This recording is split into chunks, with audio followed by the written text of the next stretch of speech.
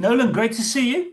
Thanks for making a bit of time to come and have a chat with me. I wanted to ask you about something just to kick us off that we were talking about a few weeks back.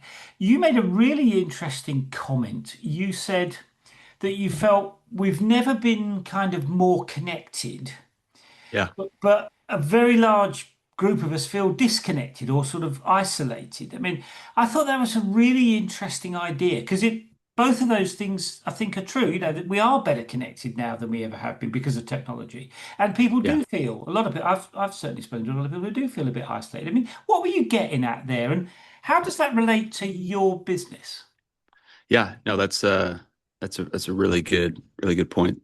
Most communication channels have made it super easy to keep in touch with people. Yeah. But what at least my understanding of the research, and this is common on social media too, is there's benefits to what you and I are doing right now. On a video chat, it'll be a long form conversation, and it's going to release different kind of chemicals in your brain versus once I get on social media and then I start scrolling a little bit, all of a sudden I'm going to start getting what they call like a drip or a trickle effect of dopamine.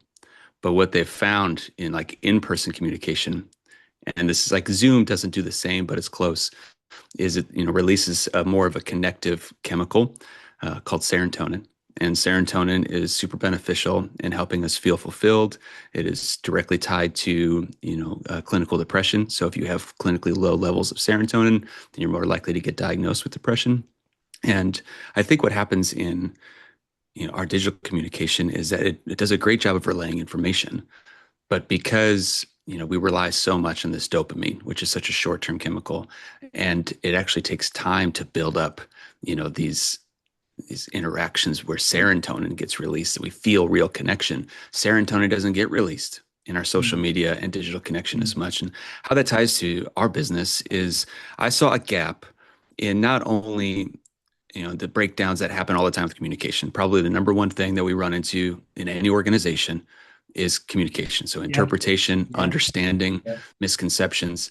And at least where I coach high school basketball, and in my first year coaching with this coaching staff, it was an unintentional or unintended consequence. But our some of our coaching staff did a really good job of making sure everything was ready for the boys. Jerseys were clean, Gatorade was made, practice plans, the schedule. Yeah. But what had happened was there wasn't an intentional time taken by the coaches to really get to know their players. And so we had players on the team who genuinely felt, and it was, I asked the coach about this later, coach didn't know their name. That one kid or number so and so, or like their last name.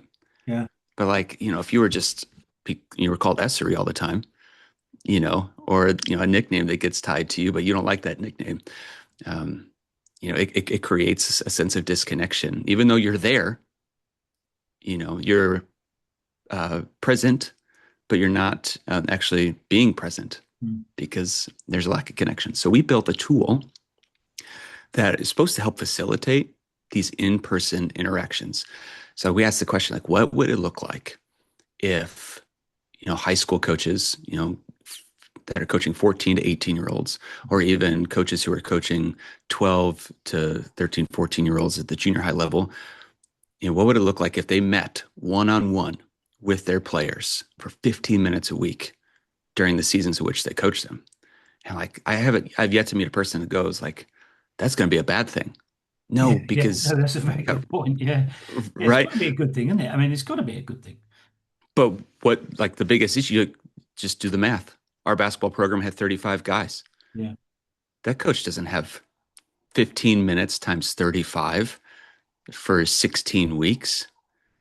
So we built a tool that automates connection points. We call them asynchronous connection points. So when you and I are having a synchronous interaction right now, asynchronous means outside of time.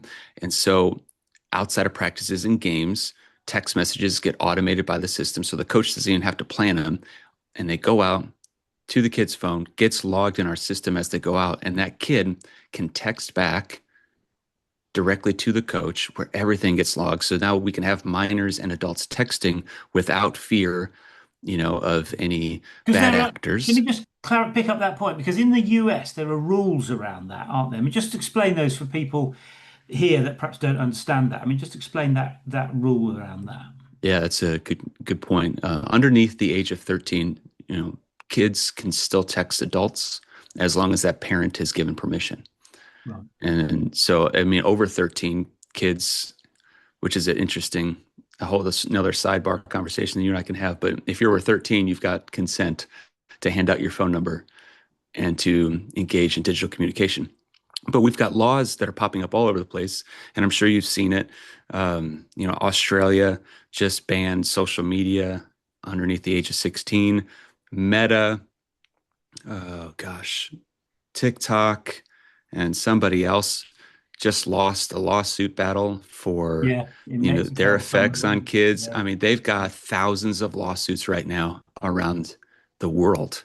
And I get that people, I mean, I get child protection. I get why parents Yeah. want to protect their kids, and I get why technology needs to be, controlled in that context. I mean, I totally get that, as any parent would, I think. But it creates practical problems for people like sports coaches and stuff, doesn't it? Which is the bit that you've kind of, so I mean, if I was a young person, if let's say I was a young person, just explain to me what it would look like. So I'd have my phone and then just explain in a practical sense what would happen.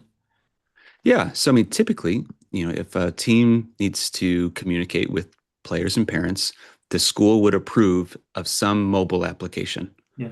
And then you would have to ensure that every single person downloads said application or they're included in the list of people to get contacted. We circumvent that by parents have to register their kids for sports Yeah. here. And some schools charge like an activities fee. And in that, when they register their kid, most kids have their own mobile phone, and then every school gives them their own email. So what happens is if a parent, you know, is thinking, they would put the student's contact information in there, and then when they're registering, they have to put their contact information in there. Every single registration profile and management system allows you to export to a CSV file. Our system allows you to upload that information, automatically parse it so that every kid, as they are assigned to teams, can get loaded into a roster. And from that moment on, a coach utilizes our system number. We got one system number. So like kind of think of it like a marketing number that many companies have. You know, we have one number that was approved and we have to, gosh, renew that every year or whatever. But what happens is they put that phone number in their phone. It's a 351 area code. And they can, each kid can customize that contact however they want. It could be a volleyball team, it could be a basketball team, it could be lacrosse, it could be golf, you know, however it associates, or it could just be their school because if they play multiple sports, Yeah. whatever. And then the system will automate text messages from that number. So if they have an iPhone, it goes to their iMessage. If they have an Android, it goes to their text messaging app. And when they respond, they can get a hold of the coach directly by just texting at Coach Paul. Yeah. And when they So press just send on that, And it goes right to you. just explain, because there's two lots of benefits here. There's a benefit to the coach, which is, I Yeah, guess, around organising the team and the activities. And there's right. a benefit to the young person, which I guess is about feeling included and not left out and being noticed and all the rest of it. I mean, just set out more clearly, I mean, better than I have, what the benefits are to both sides of that coin, because I think that's important for people to understand that. Yeah, I mean, I think you're pressing on something where we had to have that conversation, and all of us do in business is like, hey, what's our position in the market and Yeah. what are the features that we offer? And I think early on, one of the lessons that I had to learn was our text messaging routing system is unique. I have no idea anybody else is doing that, but it was a very functional piece. But that's like, it's a functional feature. Our position is formation. You know, most coaches are tasked with management and then facilitating practices and games and hoping that they have a successful season. Some coaches are relationally like naturally talented. I've always been naturally talented at relationships. And I thought early on in my coaching career that like the tactics, the strategy, you know, like the cutting edge is what was keeping me successful when I realized what was undergirding my entire six. Like I've never not been successful as a coach. And I always thought it was like my hard work and my preparation. Like I would probably point more to like how I'm able to get more out of players simply because I take time with them as often as I can. Mm. And then I realized, man, that's just something I do naturally well. I'll go have that 30-second conversation with a kid on the sideline, ask him something random, tell him some dad joke, and then it just endears me to them. And then they say something and I can call it back later.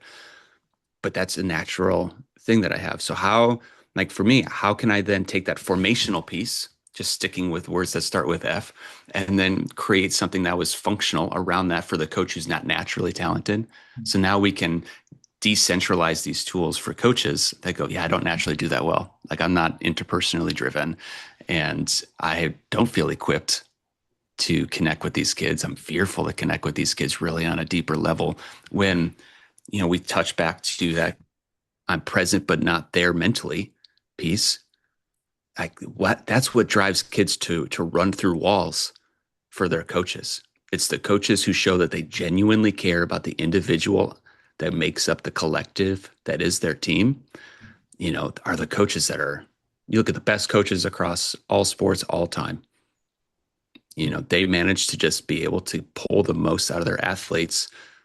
And it's different. I think you're touching on something, and I read this recently, was if you were to consider, for the longest time, there weren't a lot of options as far as being able to move from your position on one team or geographical space to Mm. another team. And we thought that, like, man, hard-nosed coaching, my way or the highway was successful. Well, actually, it was just a product of circumstance because there were no options. Now there's options everywhere. Yeah, So relationship is more important than ever yeah. for these coaches to say, you can't just be authoritarian. You can have high expectations and high standards, but you have to have high support. And that's where most coaches are lacking. And that's the research project play.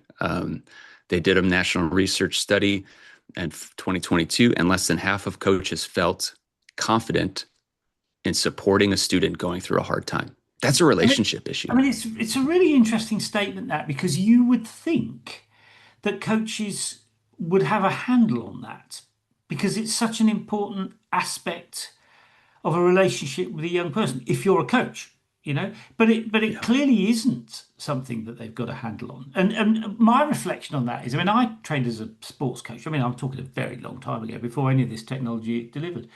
But the coaching was all about coaching the sport. It wasn't really, I mean, we didn't have, I don't remember anything about the relationship with the youngsters involved. It was all about that. How do you help them perform better at the sport? Which is quite an interesting sort of way it's evolved, really. And you're moving it forward into the next kind of level, really.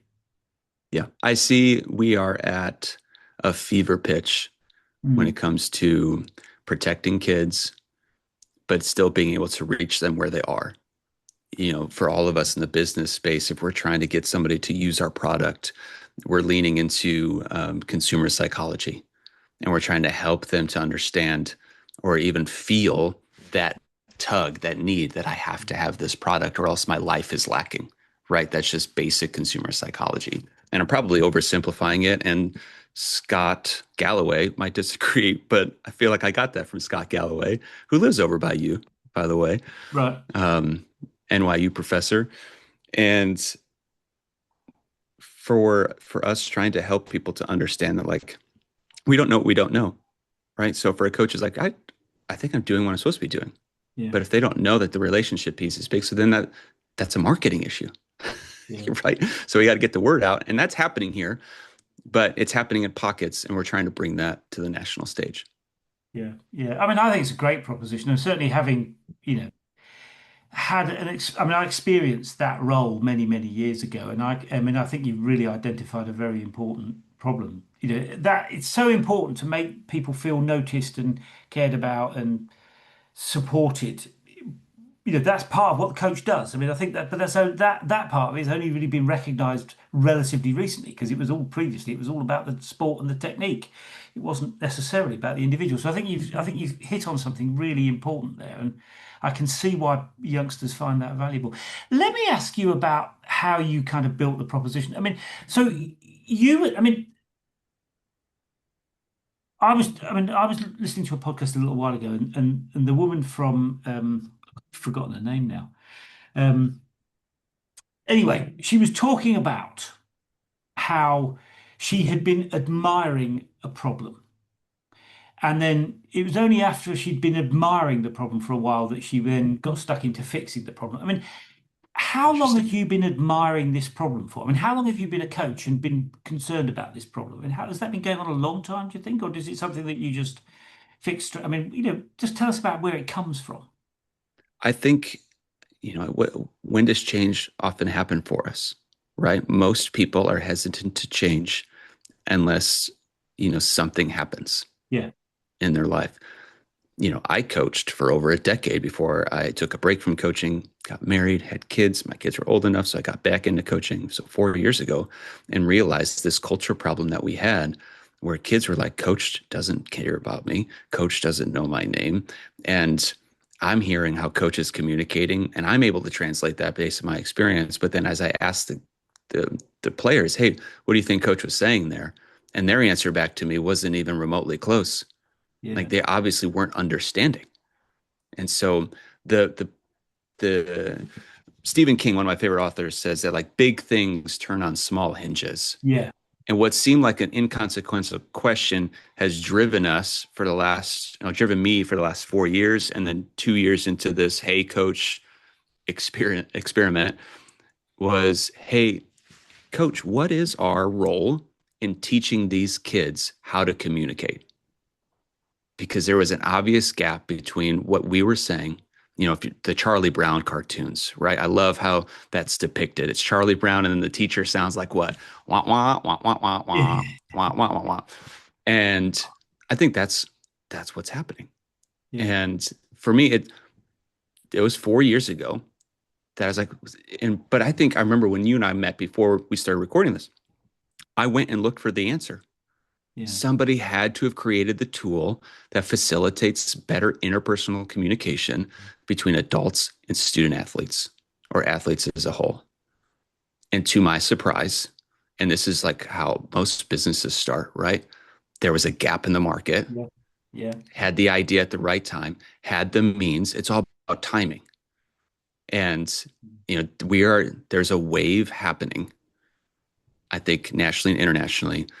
And I think a lot of that comes down to just the timing we live in. There's no way this works, even 30 years ago, Mm. right? Well, the technology So didn't exist really, did it? And correct. and the I mean, acknowledgement of the problem didn't exist. exactly. Again, because of, the lack of options. I think how option oriented our market is now. If you don't like one club, you go to another club. You don't like Yeah. that club, you go to another club. In college athletics here in the United States, you can just transfer, right? Um, what is going to keep kids, and they do it for the money.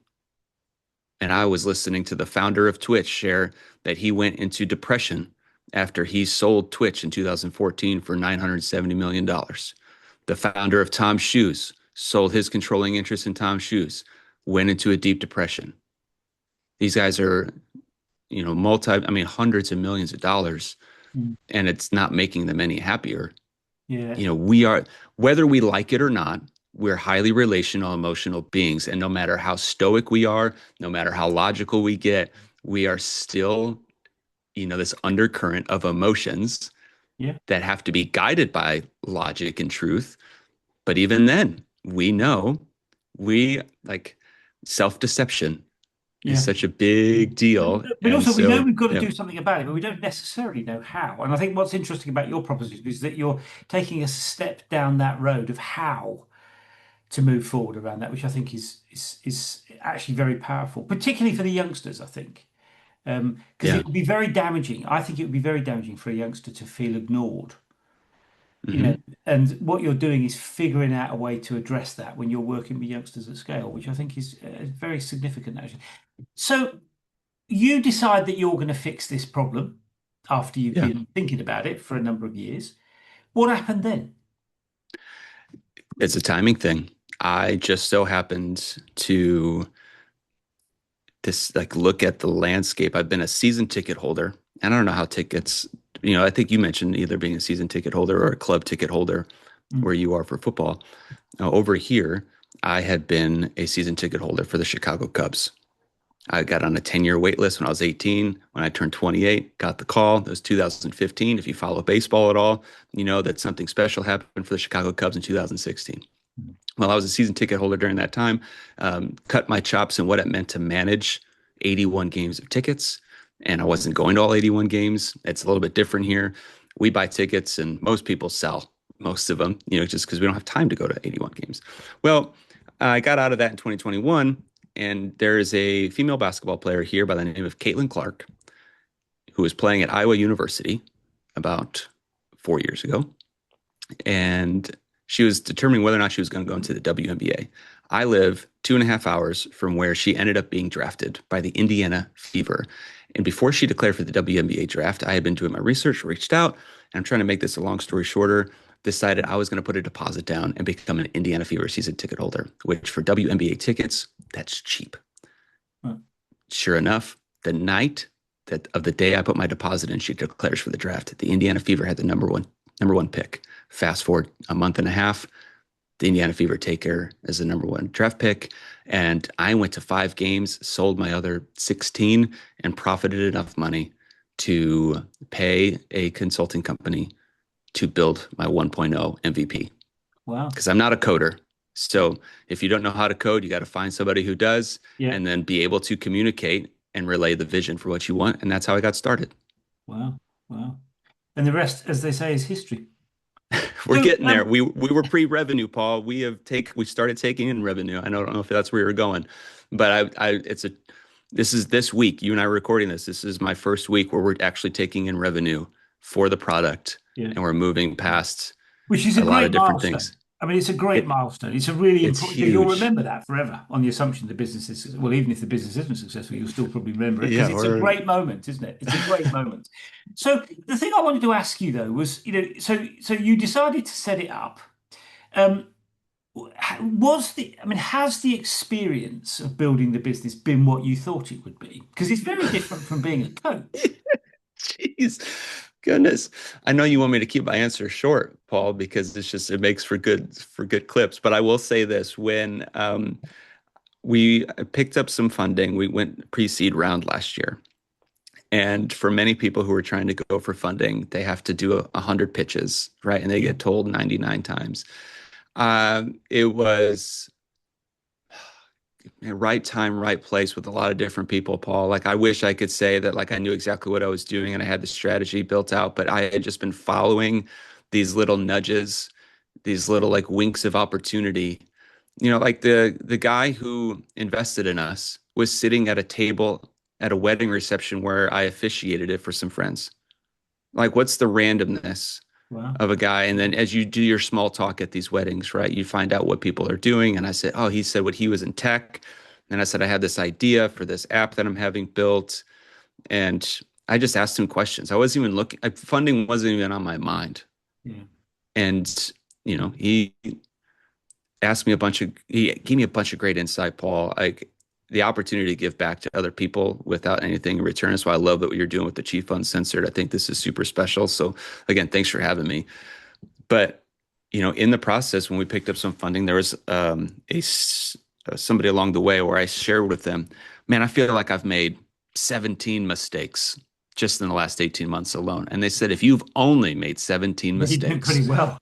you're doing pretty well. So I was like, then let me reframe because I feel like um, I've made a wrong decision like every other day, and for Yeah. some reason this thing just keeps going forward. Yeah. And so no, it has not been. I mean, maybe it has been because I had no idea what I was doing, building the plane as we're going off the side of the cliff. But I've been. A lot of people have rallied to the cause, Yeah. It's which amazing the way people will help you when you're trying to do something like that, that people think, well, that's a useful it's thing. that was probably the most unexpected part. Yeah. The amount of people who have bought in, and I can't say, I'm probably going to tear up here because as you've got me reflecting on this, I'm so grateful Mm. that, it was just me with an idea. And then I reached out to a buddy and he had a team of people. So then it became like 2 or 3 of us. And now we've probably got, not employees, but just like people who are emotionally and financially invested in this thing up to like 20. Yeah. And It's now we've got extraordinary. organizations buying into it Yeah, and it's seeing the extraordinary. vision. I mean, one of the Yeah. things I like about entrepreneurs is they tend to be, and not always, but they tend to be very supportive of each other. Because I think it's because, if you've been an entrepreneur, you know how tough it can be and how many things can go horribly wrong and how depressing it can be when things do go Yeah. wrong. So I think entrepreneurs on the whole are fairly supportive. It certainly has been my experience. To what extent would you say the business is a reflection of your personality, though? Because one of the things that when Mm, we've spoken in the past, you've struck me. I mean, we don't know each other very well, but you struck me as somebody who's quite thoughtful, quite considered, pretty straight in terms of how you communicate with people. I mean, to what extent would you say the business reflects your personality, or is it a different? Has it got a different sort of personality to you? Would you say? yeah, that's a really good question. I think for a lot of people, at least for a while, I thought I was more artistic and on a certain level creative. There was a moment, probably in my 30s, I'm in my 40s now, where I was able to finally disconnect the product from my person Right. and to almost be agnostic about its outcome. And so that was a different, like my personality was like, man, this thing is my baby. This is like the Yeah. things that I would create. Yeah. Yeah. And when it was rejected or not accepted or appreciated the same way that I appreciated it, I took it personally. Yeah. Well, And that's part along of the why I was way, asking, because if yeah, if you are the personality of the business and somebody criticizes it, it can feel yeah, personal, can't it? yeah. But now I'm agnostic to it. Um, I've had to learn to disconnect that. And so, yeah, my personality is thoughtful. Like we've had some missteps along the way to where my communication was misunderstood or misinterpreted. And then our team was building down the wrong direction. And I Mm, thought we were going to miss some deadlines. mm. And then we had to get some other people in. I was like, I don't know if it's me. I don't know if it's the team. We had to bring in some other hands. And sure enough, like they have their own personalities. But yeah, I think being able to, and we got back on track and we were able to hit our delivery dates. But yeah, like yeah, it can't run my personality. If I'm not 100% interested, I don't want anything to do with it. And this job is like this, it's kept me interested, Yeah. right? Yeah. Well, Um, that's great. but I mean, that's yeah, good because if it hadn't kept you interested, there would be a problem, wouldn't there? So it's good that you're yeah, you're pretty motivated about it. My experience of building a business was that certainly in the first few years is that it was kind of great fun, but kind of punctuated by near-death experiences. I mean, it was very up and down, good days, bad days, stuff that went horribly wrong. I mean, what's been your experience of building a business? Has it all gone smoothly, or have you had near-death experiences and stuff? I think, love them or hate them, Elon Musk's quote, entrepreneurship is like staring into the abyss while chewing on glass. And I Yeah, think the beautiful ambiguity of that quote is that you can interpret that however you want, yeah, because none of that really sounds awesome other than when you think about the unlimited possibility, right? Like when you're staring into the abyss, it could feel empty and hollow. And then you're just like, how am I going to get through this? The chewing on glass part? I don't know. But then I think about, I look into the abyss and go, how far can we go? What's out there? And I think that is the transformative part for me in this whole process is I think for entrepreneurs, not only in the way that they support each other, but there has to be like this unrelenting resilience. would you say that has changed? I mean, has your mindset changed as a result of becoming an entrepreneur? Is that what you're saying? Um, I think it's reinforced some things for me. I've always been resilient. I've Right. always part of like I think it's a double-edged sword of my personality. I'm always thinking about the next thing. And when something fails, I'm like, okay, what's the next thing?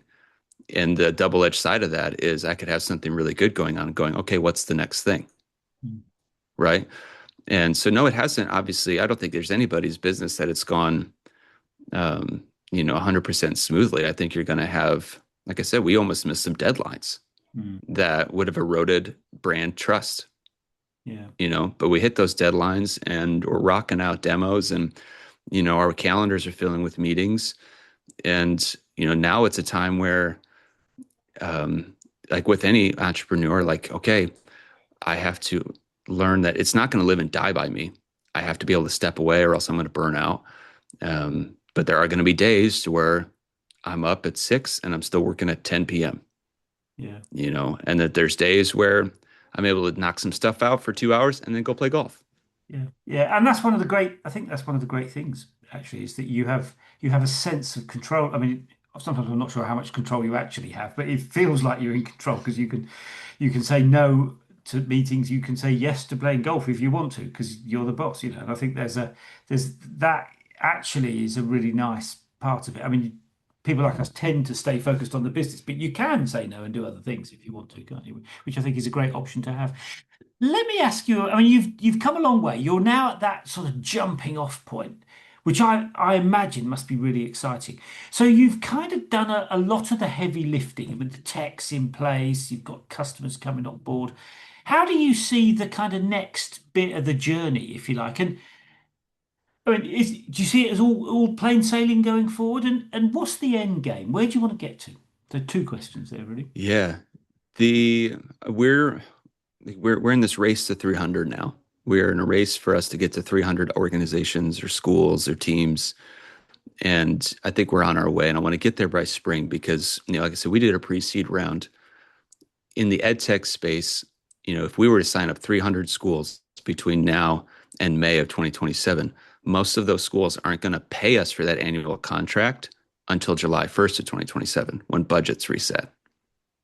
So now I've got a use, and we're going to let them use it, right? If they're going to be using it in some piloted format, they can afford that small expense. But then, we're going to have a gap between revenue and then, like meaningful revenue, and that keeps us going, right? And so that's the question. Companies do how many different rounds? We've done a pre-seed round. The question is, do we do a seed round? Do we do a bridge? Do we do a loan? Yeah. Do Difficult like judgments, aren't they? it's really hard. That's You got three different options. Yeah. Some are riskier than others. Some you have to dilute your ownership stake a little bit more. Mm. I think my generation and younger were highly collaborative. You mentioned the support earlier. I think it's one of those, how much of the ownership is super important to me versus how well can we get the product out. That's the question many authors face. The distribution might be higher with a traditional publishing route. So if you can get that contract, good for you, but your income might not be as high, um, versus the amount of work you have to do if you're a self-published author. So I think those are the things that are facing us right now in a very critical So plenty space. to keep Is you occupied then. It's right. I mean, a race to 300 and a CEO-led sales spot, I mean, it is going to be a challenge. We're creating some systems now that we can probably allow smaller contracts or smaller use cases to find us on self onboard and then pay us without ever talking to a human. Yeah. I think that's going to help us in that race to 300. But until we can I think our next big thing is, I'm a big systems theory guy, Paul, and I could probably hire the best salesperson, but if I don't have this best sales system in place, Yeah, it's not going to that work. person, Yeah. it's not going to work. So like I need to find systems people to hire who are going to build those things that I'm not great at. I'm great at culture. I'm great at people. I'm the idea guy Mm. in the room. I try to keep us pointed towards, true north of what like we are a formational platform. That's our position. And then I let the people take care of the features. Right. Um, And yeah, yeah, let me ask you about that because I mean, one of the challenges is getting a good team on board. yeah, And I mean, the theory is that you bring on board people, A, that are better than you. That's one throwaway phrase. Bring people on, you be the get smarter people than you is one thing. And then the other thing is find people that balance your skill set. So you're good at these things and you get people that are good at those things. I mean, how have you found that process? I mean, I mean, how have you approached that? Have you done that or has that worked? Do you feel that's the yeah. way to I do it? Or have you mean, got other ways? it's a good question. I was a solopreneur and I wasn't going to get funding unless I brought in a co-founder. Right. And I brought in a co-founder that's 26 years older than me, has been through this in various industries multiple times. Nothing with, retirement exits, but built an exit multiple times. But just for the love of the game, keeps getting it back into it, and have known that individual for 24 years. Yeah. Right. I think that's huge. And there's aspects to his personality that are different than mine, but he also brings the gray hair to it. Yes, I'm getting some, but I And haven't you'll earned it all. probably get more. I haven't earned it all yet. Right. Yeah. So, You will um, do. and then we contracted with a company that has helped us with our development and with our marketing and some project management. And part of that is, that third board member, that investor, we vibe really well. And then the people that he has on their team, he tries to think, hey, what would be people who would understand what this product is? And like our lead developer is a former athlete Mm. who, like high level athlete, incredible developer who's like, man, when he got put on this project, it was like, I would have loved this when I was in high school. Yeah. Right. And so to think through his life, like, so you bring in a developer who captures that and thinks through the lens of what would I have wanted Yeah. And do 10 you years think, I ago? mean, it's interesting you talk about bringing on ex-athletes. I mean, I've spoken to quite a few founders that have had very good experiences. Is it, do you think, something to do with the mindset of an athlete, that ability to focus, that ability to identify ways to improve, that kind of drive to be successful? I mean, do you feel that? I mean, it's an interesting question. I don't know the answer to it, but what do you feel? I mean, do athletes, ex-athletes, people that have been involved in sports, do they bring something extra to the table? Would you say? Oh, 100%. You've been involved in any teams at all, you know that there's like all kinds of players, right? There's the Yeah. star athlete. There's the person who wants to be great, but it will never be great. There's the person that would, they're going to run they don't have a battery, right? It's like unlimited energy, and they bring the hustle. You've got your encouragers, I've got your challengers, right? With any team. I think in athletics, what helps is you have an opportunity to sort out working with those differing personalities when you're growing up in your adolescent years, right? But if I've what I've learned is, there's a difference between throughput and output. When we talk about professional development, yeah, we could put our team through a program and they could all go through it, but did they change? Was there transformation? And most of the time it's no. I would say 80% of the time it's Yeah, not, that's but right. it's I those think the evidence 20%. shows that. I think the evidence shows that it doesn't work. Correct. So what does output look like? Yeah. And I think to your point is sports, if done more intentionally, whether it's whether it's behooved to sports or it's, you know, like, I don't know if the responsibility should be on sports, but that's where a lot of people spend a third of their time. Mm. And would you And some, say, yeah, I mean, you played a lot of basketball, a lot of baseball when you were younger. Would you say those experiences have shaped the way you approach the CEO's job? 100%. I'm as a basketball player, I had been the best player on many teams, but my most successful seasons were when I was number two or number three, Because right? just explain why that's the case. Yeah. When I would argue that I was, I could be a top scorer, I could be a leader, but I found that I assimilated better as the number two, right? Like I didn't want the pressure of number one. I Okay. had the skill set for number one, but I always did better as this like, and I think intuitively knew that, not consciously, Right. and mostly because some people love the pressure. Yeah. So even in business, I don't particularly love the pressure that I am under every single day, but I've learned, like you were saying, I mean, my goal right now is to bring on literally, I don't have an ego.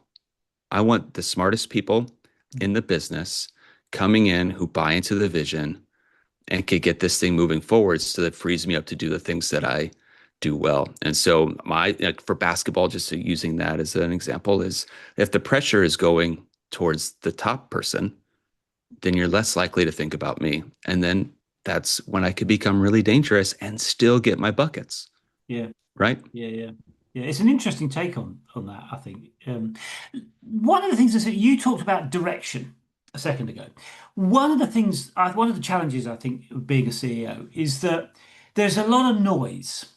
And I don't know about you, but I get easily distracted. I think, oh, that looks interesting. I'll go and do that. And then I find I've invested a whole day doing something completely pointless just because it looked interesting.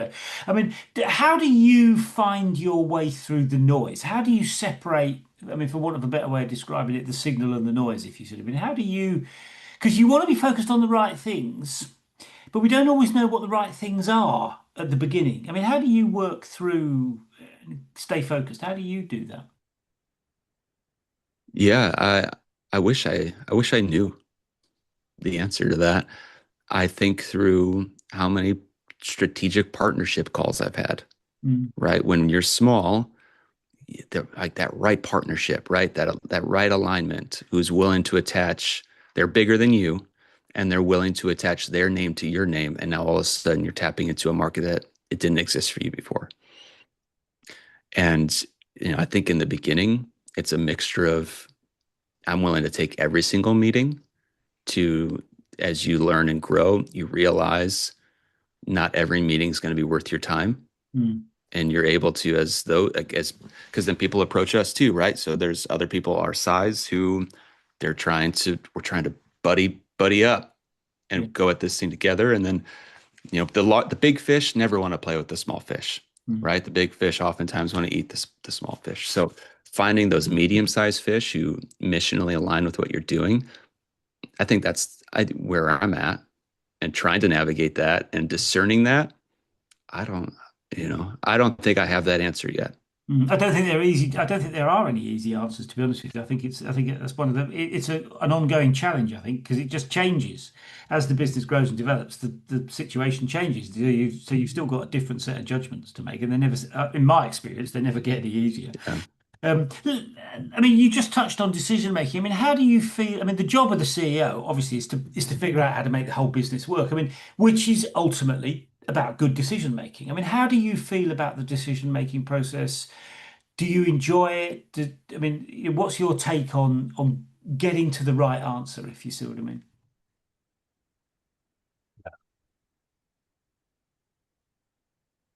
It's I'm a voracious reader, Right. and learning all the different perspectives of how different people have gone through that decision making process. And then the adage of like following your gut Yeah. and discerning between those two, and just I think again being able to emotionally disconnect from the outcome, I think is a big deciding factor for me. Um, but I would say, which I don't think is a cop out, but I've been so, for lack of a better word, blessed in the random happenstances that have gotten me to this point, that if I were to try to if I were to at this point try to engineer the future, Mm, would be, I think, a pivotal mistake, mm, because I think at that point you could become so hyper focused you miss the opportunity that's waiting right there, because I've engineered this plan in my mind, this roadmap. So how do I hold it open-handedly to where it's not too tight, but it's not too loose? yeah. Yeah. It's a very That's, I think, how I interesting. approach it. It's a very interesting point you made there. I mean, I was talking to somebody the other day, and he made a really interesting point. He said, "I don't worry about making mistakes. I worry about missing out on the opportunity." And I thought that's such an insightful, which is what you're saying, Yeah, really, because we don't know when the opportunities are going to come our way, and we often don't know what they look like until they land on you or land near you. correct. So it's an interesting point that my view, for what it's worth, is that that's why you can't plan everything. Right. We all like the idea of having everything planned out, but well done. I mean, was it John Lennon said, "Life's what happens to you when you're planning to do something else," or something? I think that's Oh, yeah, exactly yeah, the yeah. quote. Yep. I mean, so it's an interesting thing there. I mean, mistakes. We were talking earlier on about making mistakes. I mean, how do you feel about making mistakes? I mean, and let me ask you, what's been your biggest screw up, and what did it teach you, or what have you learned from it? Um, See, I'd like to share my biggest screw up without giving away any details, just because I don't know how it's going to play out yet. Um, yeah, I'm sitting on something that I will have to probably eventually have to pay some fine of a few $1,000s. Right. Thankfully, there's not a deadline on that fine, and I'm not going to, my business isn't going to go like it's not going to get shut down, or like it's just a really arbitrary thing. Each state's got different stuff, and I've got something in some state that eventually I'm going to have to. I missed some deadline on some registration, and there is no benefit to being registered, but eventually I'm going to have to like be registered for this thing in this state.